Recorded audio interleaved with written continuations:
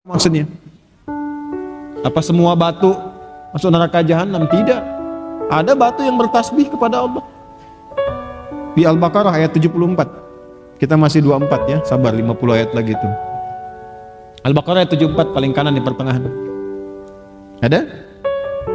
Ayo buka dulu.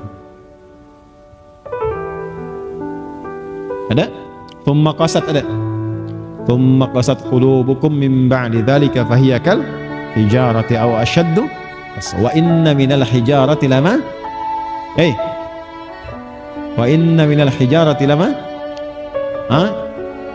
baik yatafajjaru minhul anhar wa inna minha lama yashaqqaqu fayakhruju minhul ma wa inna minha lama yahbitu min khasyatil. Jadi ada dari batu itu yang dia khusyuk beribadah kepada Allah. Ada yang diperintahkan untuk jatuh, diperintahkan untuk mengeluarkan air, keluar air dengan izin Allah. Jadi Allah tuh menyindir begini, batu aja yang kamu lihat keras itu menjadi lembut untuk taat kepada Allah. Kenapa hatimu yang tidak terbuat dari batu lebih keras daripada batu? Jadi ada batu yang taat kepada Allah.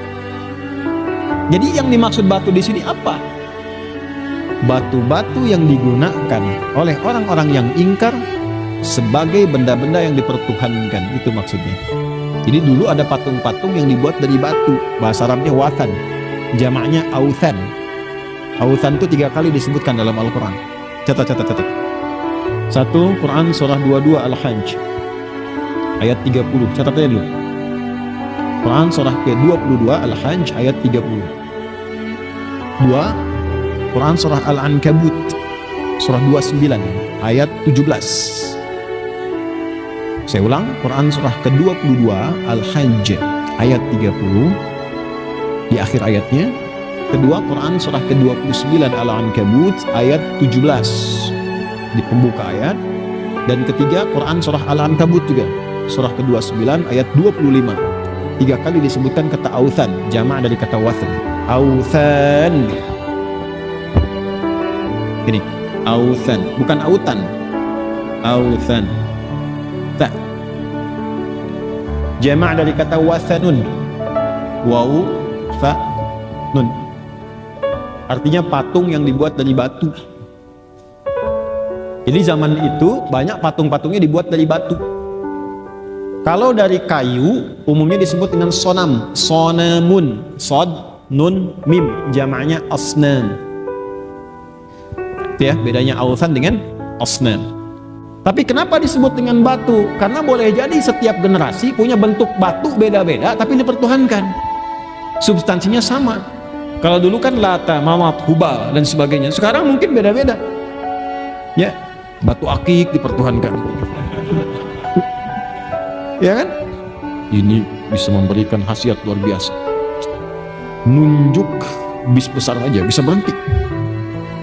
Berhenti bis. Padahal tanpa batu aja begini udah berhenti gitu kan.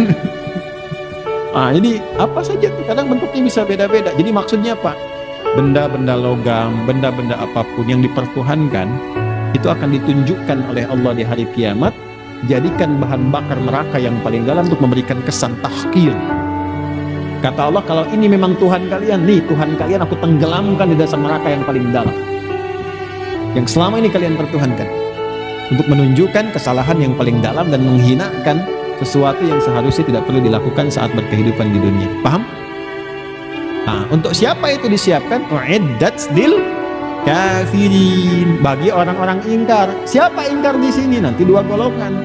Orang-orang yang ingkar keyakinan dan ingkar perilaku plus orang munafik. Jadi maaf. Biasanya yang suka nyoal orang-orang baik, suka menyoal risalah keislaman, suka menyoal Quran, suka menyoal hadis, biasanya cuma ada 2 golongan. Kalau bukan golongan kafirin yang disebutkan sifatnya, karena nggak semua kafirin nanti ya bersifat begini, tapi sifatnya disebutkan itu. Atau yang kedua, maaf, munafik.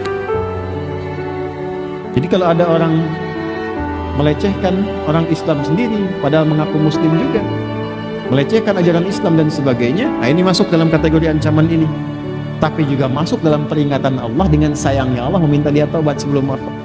Makanya oleh kita bantu dalam tahajud supaya dia dapat hidayah, supaya taubat.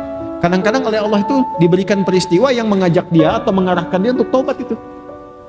Mungkin nyoal si fulan nggak apa-apa, nyoal ini nggak apa-apa. Tiba-tiba nyoal yang lain rame ini menuntut dia untuk datang, klarifikasi, minta maaf macam-macam. Arahnya tobat nggak? Kalau sampai ke ujung itu nggak tobat juga, nah itu ancamannya tinggi. Jangan dipotong sampai sini ya kalimat saya. Jadi itu umum sifatnya. Ya.